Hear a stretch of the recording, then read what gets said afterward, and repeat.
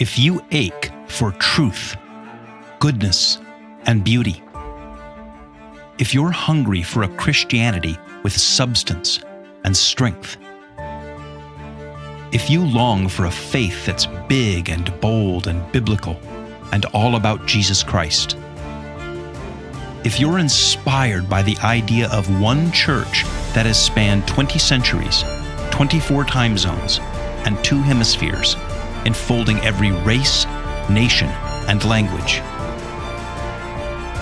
then you're considering Catholicism.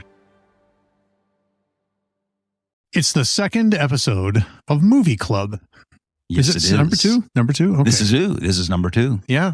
And picture me, okay, after having watched this movie that we just did, picture me in front of the rock guitar certification board. I've been summoned to the to explain why I watched The Sound of Music. And picture a guy with blonde hair and those little glasses that sit on your nose. Yeah. What do they call those? Pince nez? Yes. Glasses? Yes, I think so. With a little, like a character actor, So you claim to like the cool music.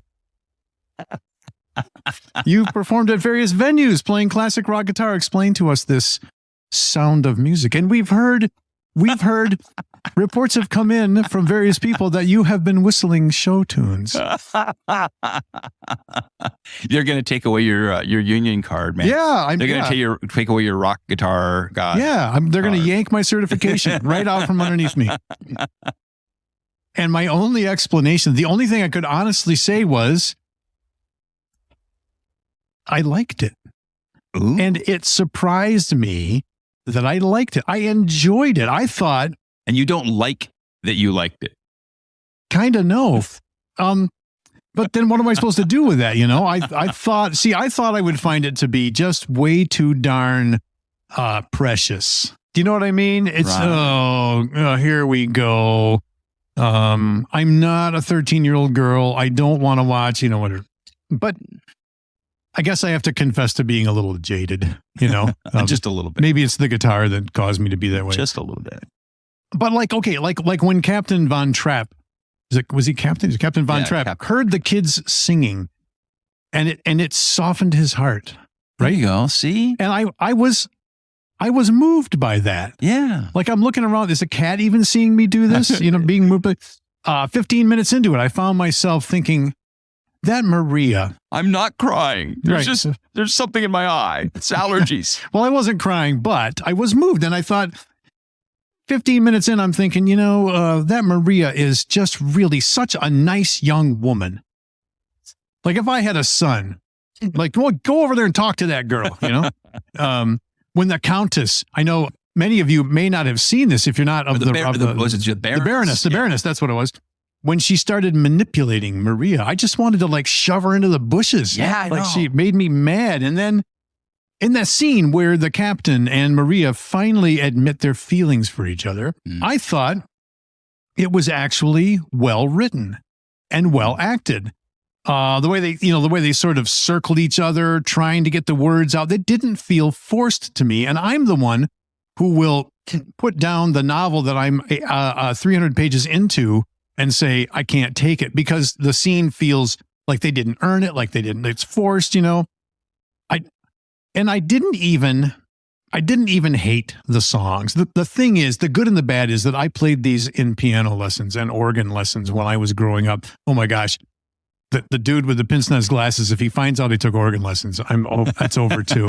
I missed the accordion craze by about 3 years. It was the songs. They got mashed up in my head, and they were running together as if they were one song. I am 16, going on 17. Yodel 80, yodel 80, yodel 80. For several days. So now I'm just monitoring myself and asking myself, what is it then that I like about this? Right? It was the wholesomeness of it, and I felt at home with their values, their sense of decency, a sense of duty, the importance of structure and discipline balanced by love. Maria loved those kids, and yes, she insisted that they behave and that it was time for bed. Sorry, time for bed, children, On and on. The patriotism, the courage to resist evil. It's really a good movie. And I had, it's been around all my life and it's been parodied by everybody. I had a Mad Magazine parody of one of the songs going in my head at one point. But in short, it's a good movie. But here's my, my Fender Jaguar guitar will be up for sale tomorrow on Facebook Marketplace. I have to be true to myself. Anyway, but what I want to know is how is it Catholic other than, okay, so Maria's a nun and there are nuns in it, but they, I feel like they could have done the movie without that. Right. You know what I mean? Some of it. I understand she was struggling with what she wanted to do with her life and all that. I get that. But anyway, talk to me about Catholicness and The Sound of Music. Yeah. So The Sound of Music, the film, came out in 1965. So most of our listeners probably, your entire life, this movie has been out there. And, it's interesting. A thing about a lot of movies, and one might say of a lot of works of art, is that, I believe it's a profoundly Catholic movie, even though the people who wrote it weren't Catholic, to the best of my knowledge. The producer, Robert Weiss, wasn't Catholic. Weiss, Hammerstein. Rodgers and Hammerstein weren't Catholic. These are not, the actors weren't Catholic. And so in some sense, nobody involved set out to make a Catholic movie. And yet I think it becomes a profoundly Catholic movie inasmuch as it illustrates Catholic themes and it captures the spirit of Catholicism in some really interesting ways, I think. So let me pick up on something that you said that I was struck by watching it again. Because again, the movie came out in 1965. We've seen this thing however many times our whole life. I remember watching when I was a little kid, and and I watched it again this week to get ready for this conversation. And the older I get, the more I see it a little bit differently. And now I think it's probably the first time I've watched it since I entered the Catholic Church. And so I suggested we watch this because I remembered it. And in my memory, I go, there's like a lot in there is super Catholic. And I remember seeing on some websites and whatnot, people discussing how Catholic is this film. So I thought it'd be interesting for us to talk about it. But watching it again the other day, I really was struck by a lot of things. And I want to pick up on one thing that you said about resonating with its values. Yeah. Okay. Even though nobody involved in the production necessarily was Catholic, to the best of my knowledge, or intended to make a Catholic movie, I think what it did is it captured the tail end, the pinnacle, the sort of, I don't want to say if the high point, but the last fading moments of a civilization. If you think about Western civilization, profoundly influenced, obviously, by Catholicism for 2,000 years. So this movie is set in, I think, 1938. Because in 1939, I think it was, Hitler invaded Poland. Right. And so there's a historical background.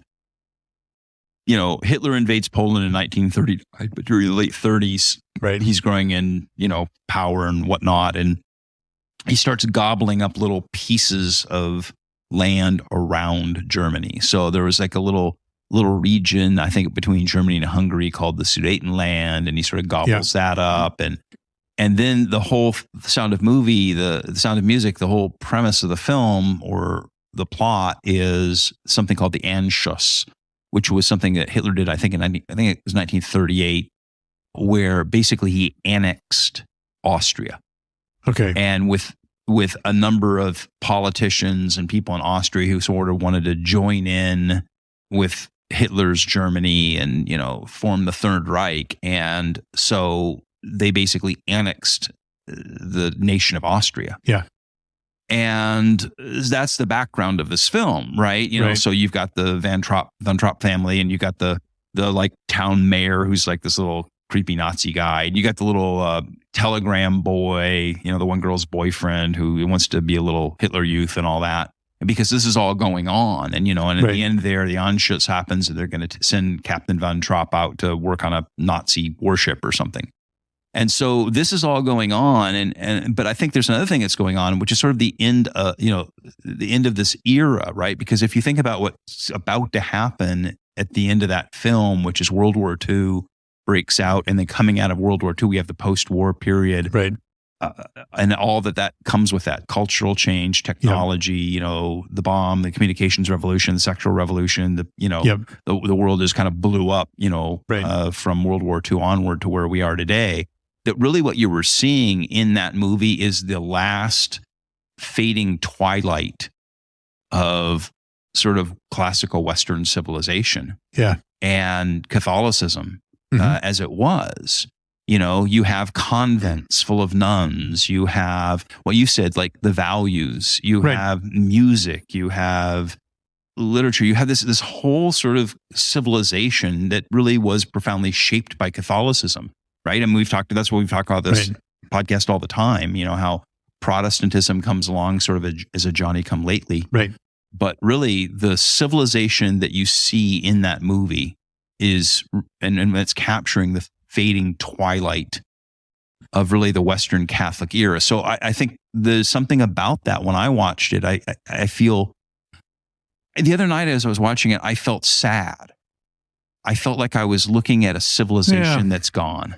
Yeah. That civilization is gone, and I don't know what it will look like for it to come back. And I think that you even sense that in the film, that, here we are, in the Von Trapp family estate, and the kids singing in the, curtain clothes or whatever it is that they're, running around doing. But, you have this sense of doom that's coming. Right. And this sense that all of this is going to be over. And when this is all over, there won't be convents full of nuns, singing the liturgy of the hours. There won't be families and children raised on these values. I mean, there won't be books, within a generation after that, you're going to have the communications revolution.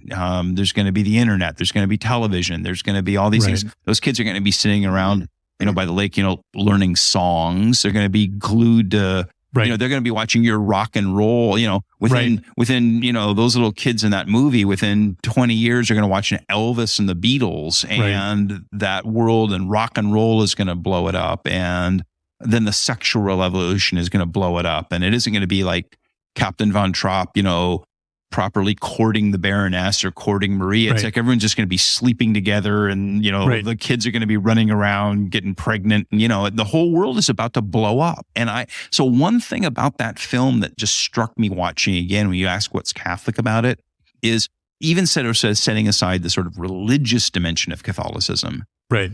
It really represents those last fading, golden hours of sunset right before World War II, between the wars there, on what was left of sort of Catholic Western civilization. We'll get back to the conversation in just a few moments. But first, I'd like to ask for your support in producing and expanding this podcast. It's produced by a 501c3 nonprofit ministry called One Whirling Adventure, with a mission to excite and educate people about historic Catholic Christianity, and to equip them to live, share, and defend it in the 21st century. Now, the production budget of this podcast isn't big, but it is real. We've set a goal of 40,000 worldwide downloads in 2023, with a crowdfunding goal of $35,000 to make that happen. Would you help us make that happen? If so, please go to consideringcatholicism.com. You can see our GuideStar charity rating there and donate online with a one-time or recurring gift. And if you have a business or organization interested in sponsoring our ministry, please shoot me an email, greg@consideringcatholicism.com. Thank you for listening and considering helping us to help others consider Catholicism. And now, back to the conversation. Well, there was some real honest to goodness altruism here, right? Okay, so Maria, if we made that movie now, Maria would be sent to put that guy in his place. Who does he think he is, having all that money, and so forth and so on? And she doesn't do that. She goes in there to serve him. Yeah. And the reason that the Baroness can manipulate her is because she's serious about serving the Von Trapp family. So when she realizes that she came there to help them, and now she's interfering, she thinks, well, I can't do that because that's not my place. And we live in a world where you can't tell anybody that it's not their place to do something. Oh, absolutely. Like you say, and you said a minute ago, wholesomeness. I mean, I was struck again watching it, how it was infused with this sense of goodness. And, we have been talking, in this podcast from the beginning about, 100 and something episodes now about the three transcendental values, that Catholicism upholds in the Catholic Catechism of the Catholic Church, right? Truth, goodness, and beauty. And I think that you see that in that film. There's this commitment to truth. People are searching for truth. You don't get in this sense of, well, who's right? You're right. Maria's right. The Baroness is right. The little movie producer guy is right. Hitler's right. Everybody's right. There's no right. There's no wrong. There's a sense of right and wrong. And there is a sense of a search for truth. And then beauty. It's infused with beauty. Yeah. And so much of what would come after that was ugliness, and has come after that is ugliness. It's a rejection of the transcendental Catholic notion of beauty. So, and not just the war, but, with some perspective, I enjoyed growing up listening to rock and roll, but I look back on it all now and I look at what would happen if that movie set in 1938, within 20 years, you would have the rock and roll revolution, right, of which you are a rock guitar god and all this kind of stuff. But with a small G, please. Yeah, but at the same time, look at the civilization that gave birth to. Right. And it's not a civilization that's dedicated to beauty. Those children are learning music.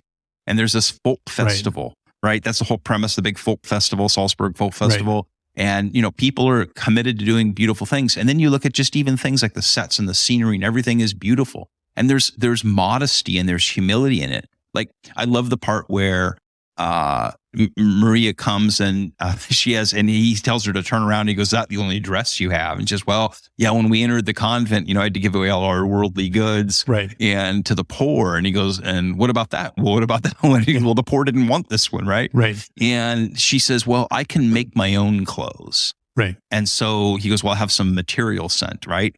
And, you just think about that time when people, there's a, like you said, a wholesomeness to it, a goodness to it, a sense of, and there's a sense of beauty to it, and making beautiful things. The set is beautiful. The sets are beautiful. The whole premise of the film, right, from the beginning, is the hills are alive. They have the helicopter shots or whatever they are over the hills. There's beauty. And, Maria's speeches to the Reverend Mother in the convent or whatever, the hills and the beauty call to me. Right. So there's this commitment to truth, and there's this commitment that's evident in the film. And there's that sense of transcendental beauty that infuses the film. But there's also this transcendental sense of goodness. Like you say, she's a humble, she's trying to serve people trying to, other than the Baroness and the little Nazi puke boy, but everybody's trying to do this. In fact, I think what's even interesting there at the end, when the captain in the convent at the end, when the little Nazi boy has his gun on him, and he says, Rolf, you're not one of them. Right? There's this sense that just infuses it of the good, that the good is a thing. So one of the things I would say is it's a Catholic film, or it exemplifies Catholicism so well, because on the one hand, it captures the tail end of Catholic civilization, and it's infused with these values of truth and goodness and beauty. And the older I get, now I see it again with different eyes. I go, wow, that's gone. Watch one contemporary movie, that is infused with these notions of truth and goodness and beauty. Go ahead. I'm having grown up seeing Christians and in general, and Catholics in particular, being painted as just these cartoonish people, right? I was a little surprised. I shouldn't have been, but I was glad. It was a good surprise. Maria goes back to the convent, and she tells she says, well, I can't go there. I can't be there anymore. And the woman who runs the place, what is her position? I don't know. Yeah. Whatever. Anyway, The abbess. She pulls her into a room privately and she says, tell me the truth. And she said, well, she tells her the whole story. And she says, you can't. She says, I'm ready to take my vows right now. I want to be in there because she was Yeah. So let's just clarify that. So she's actually not a nun. So in the religious orders, for either men or women, she's what's called a postulant. And then you go to the novitiate or the novices and you take full vows. So basically, and again, there is a lot of Catholicism in this movie because of that. And I want to get into what I think is, the central Catholic theme of this movie in just a moment here. But that ties into this. So Maria at the beginning of the film or through the film, she's a postulant, which is when she's considering joining the religious order. And so you move in and you begin to live with them for a year, 2 years, so that you kind of get to know what they're all about and they get to know you.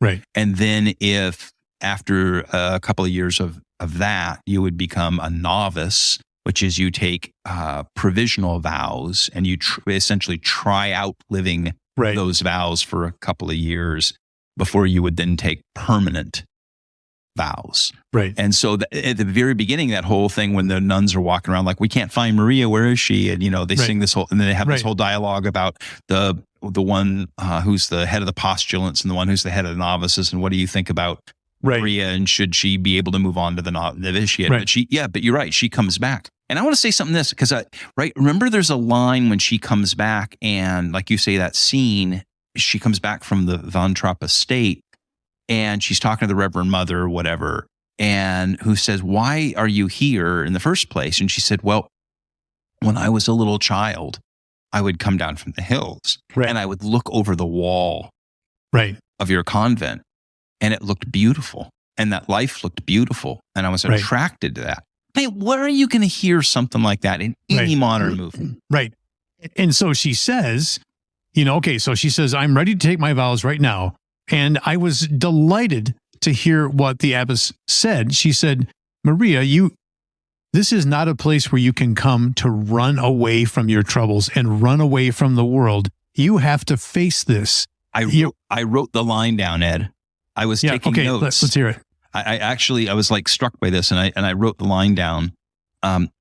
The abbess says, if you love this man, it doesn't mean that you love God less. These walls weren't meant to shut out our problems. You have to face them, and you have to live the life you were born to live. Right. And I thought that was just on the face of it, that was far more three-dimensional and deep than I, as a Protestant, would have given them credit for being. And it was, I was struck with how you just can't talk like that anymore. I'm going to save up, watching the clock here, but I want to save up for what I think is the central theme of the movie, but I want to point out something else to follow what you're saying. Because I made some notes to myself here as I was watching it. And there's this whole thing at the beginning where they sing the song, how do you solve a problem like Maria? And, thanks for that, by the way. Now you're just going to be stuck in your head all day.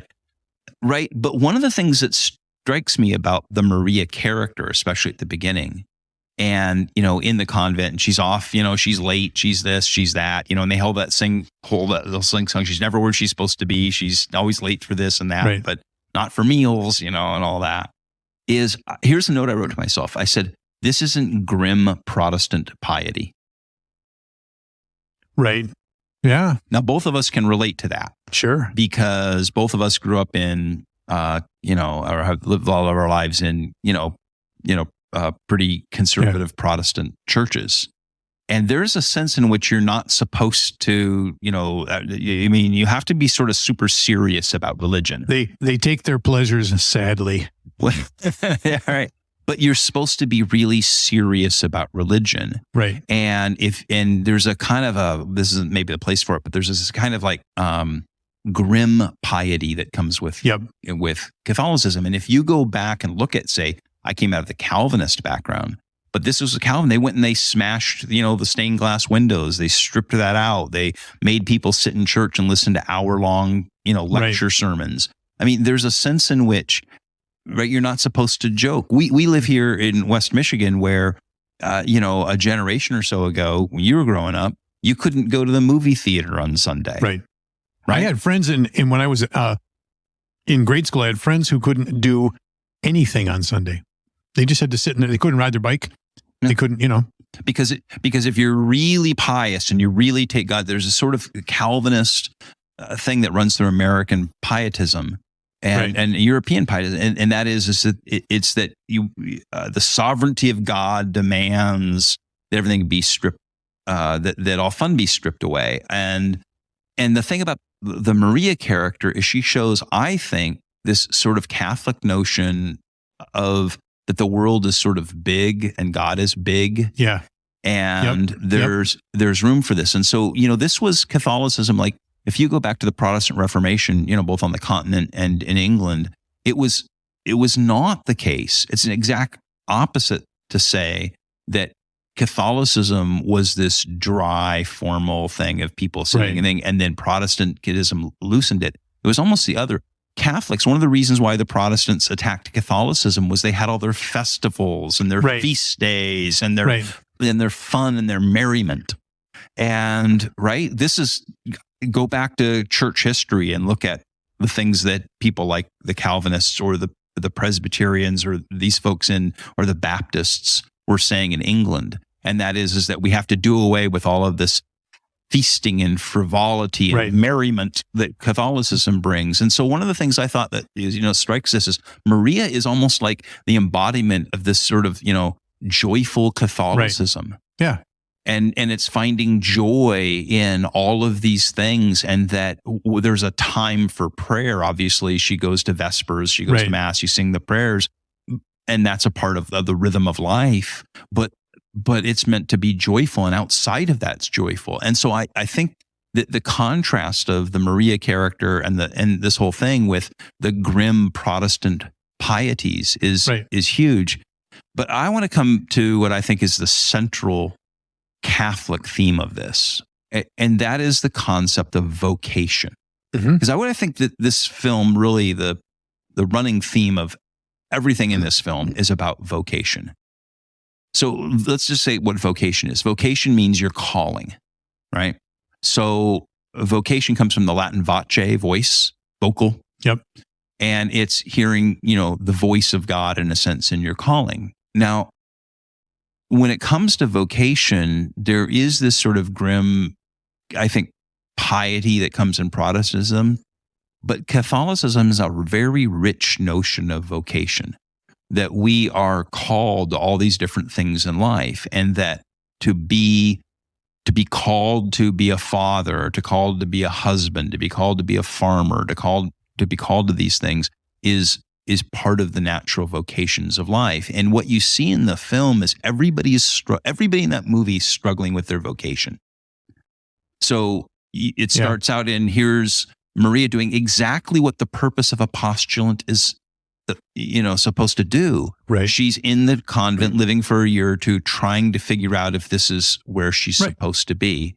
And the abbess wisely sends her out into the world briefly to see if this is it. And then she is struggling with what her relationship with these children is supposed to be in this family, and then struggling with marriage and realizing that her vocation is family. And that line I wrote down where the abbess says, if you love this man, it doesn't mean you love God less.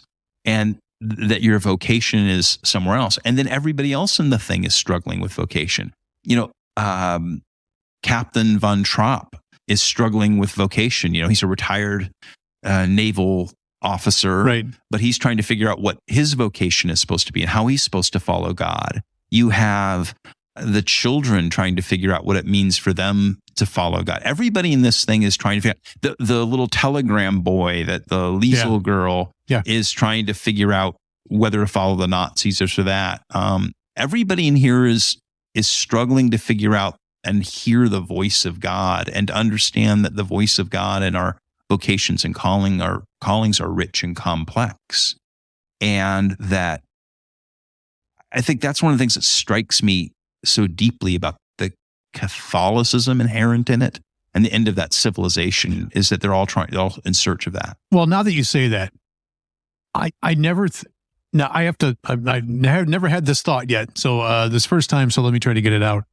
In the Protestant world, the highest calling is always a religious calling. That's, my son's a minister. I was always afraid growing up in the Baptist church that God would want me to be a missionary, because that's the ultimate expression of being a Christian, is being a missionary or going into the ministry somehow. And I think I've fallen into that over a period of my life, over my whole life, thinking that, I'm a musician, so I need to be a musician for God. What does that mean? Well, I have to go play in a church. Has the thought that God would call me to be a musician and not play in a church is such a weird thought. And it's so what you say is very interesting. Well, think about this. Look at the great cathedrals in Europe. We're talking about this as maybe being like this film being the twilight hours of Catholic civilization. You look at the great cathedrals in Europe that were all built often over 100 years or 200 years to build them. The generation that started them didn't finish them. And there's something that I think we've talked about it before, or Corey and I have talked about it. It's called the medieval synthesis. The idea that sort of at the pinnacle of this Catholic civilization at the high Middle Ages, you had this sort of synthesis of all aspects of society. The religious dimension, the craftsmen, the arts, all of these things. And you see it in the cathedrals because it took 100 years or 200 years to build a cathedral. And you think about all of those people, the stonemasons, the, tile people, the farmers who had to feed everybody to do it. You know what I'm saying, right? Yep. It took a civilization to build a cathedral. And I think that there was a sense in which the civilization was aimed at building the cathedral. So in one sense, the cathedral represents the ultimate terminal goal or ultimate representation of us, but it's a complex civilization and culture that it takes to produce that. Yeah, and I sure. I could go on now for 20 minutes about the construction of cathedrals and the arts and the crafts and the complexity of that and how complex of a civilization it takes to produce Chartres Cathedral, or whatever. When the Reformation comes along, obviously, I'm not saying that that Protestant society doesn't have all these complexities. In many ways, it unleashes these commercial revolutions and scientific revolutions in some ways, but they're no longer directed. Right. And I think the synthesis here is that it took a complex civilization, lots of people with lots of vocations, all living and working together, all aimed at the same goal of, building a civilization that honored God. The sort of post-Catholic notion is everybody's a free agent pursuing what they're going to do in the free market, which unleashes a lot of creativity and commercial possibilities and all this, but it no longer is aligned towards some ultimate goal. It doesn't have an end. It doesn't have an end, and it certainly doesn't have the end of honoring and glorifying the truth and goodness and beauty of God. Yep. And I think what you see in The Sound of Music is all of these people trying to figure out their individual vocation, and you're also seeing in the film these twilight hours of a civilization that's being blown to smithereens by modernity, the war, and everything that would come after the war. And I feel watching that film infused with a powerful sense of sadness for the end of that civilization, the end of that culture, and wondering how you will ever rebuild that again. And even the thing of patriotism, you mentioned that. Patriotism is a real thing. Like, this word, with a word actually, so patria would be Latin for father or fatherland.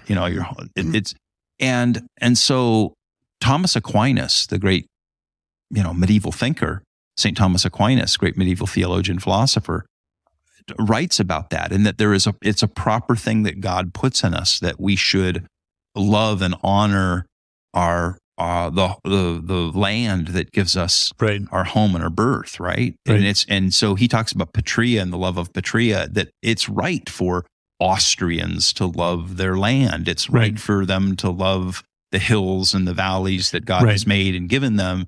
And that's where they, of course, at the end, he sings the Edelweiss song. I was remembering in another great movie, Casablanca, where, they stand up in Rick's Cafe or whatever, and they all sing the Marseillaise, basically the French, national anthem, and the Nazis all get, upset, and the same thing here, they're singing, all the people are singing Edelweiss, which is sort of like, God bless America for Austrians. Right. And, the Nazis are all bad, right? But the people love it. But what's interesting too is they realize that because of love of family and the higher values, they have to leave their home. And leave the mountains because there are higher values. So all in all, I think that it's not a Catholic film, and and I love the fact that at the end the nuns to take the pull the distributor wires off the Nazi mobile. I love that, and there's a whole nother podcast we could do sometime about how the church resisted the Nazis and the church and how it has participated in resistance over the years. So I think all in all, it's not a Catholic movie in the sense that it is didactically Catholic, but it's infused with Catholicism. And I think it exemplifies, I think, a lot of the best values of Catholicism. I'm glad I watched it. It unearthed in me a little bit of, I realized that I joked about it in the beginning of this episode, but I loving modern culture and rock and roll and all that stuff can make a person jaded. And sort of the essence of being cool is that you don't like anything. And I don't want to be that person, good music is good music. And the music in this thing was, by the way, very well done. I would actually see that and raise you on the poker hand here, because I think that rock and roll revolution and that sort of modernity is all based not just on being jaded or thinking that what came before was uncool. It's based on mockery of it. Yeah. I mean, I think if you go back to what would occur 20 years after that, and then since then, is this sense of endless mocking and degradation of that Catholic civilization that came before. Yeah. And think about, you go from, The Sound of Music and the nuns singing there and Maria to, what would be 34 years later, and Madonna prancing around in some kind of a, pseudo nun outfit, making fun of it all. Right. And that's why, as I've gotten older, I grew up with rock and roll. It appeals to me less and less, because I realize that so much of it is actually based on, I think, almost a sacrilegious mockery of beautiful things that came before. And I find myself sort of wistfully thinking about a lost civilization. Yeah. When I was a kid, I had to learn this music, right? And I took, starting in, 1963, I started taking organ lessons, but I had to learn, the stuff I was learning was all classical type stuff. And I got an education, the musician, I have a little bit of a reputation for being a good musician. And part of it is because I understand the music. Part of the reason I understand the music is because I was made to understand it at a deeper level. In fact, I have a blog post about trying to teach a guitar player to drive. And all they want to do is just know how to get to the beach, and that's all they care about, right? Just show me which pedals and which steering wheel to turn to get to the beach. And I see that happening in music. It's a big dumbing down, it's essential to know those things. And there are no songs like the songs in that movie anymore. Nobody writes stuff like that. Yeah. Not much anyway. Well, that was Movie Club, and so we. What's next? I don't know. I've got some ideas. Let's talk about our ideas offline, but we'll come back with another Movie Club in a month or so. All right. Okay. Take care. Thank you for listening. My name is Greg Smith, and if you've enjoyed this podcast, would you please hit the like and subscribe buttons wherever you get your podcasts, and please share it with others. And if you're curious about the Catholic worldview and faith, the Church and its saints, or Catholic history, culture, and art, then visit consideringcatholicism.com. And email me to let me know what you think. Greg@consideringcatholicism.com.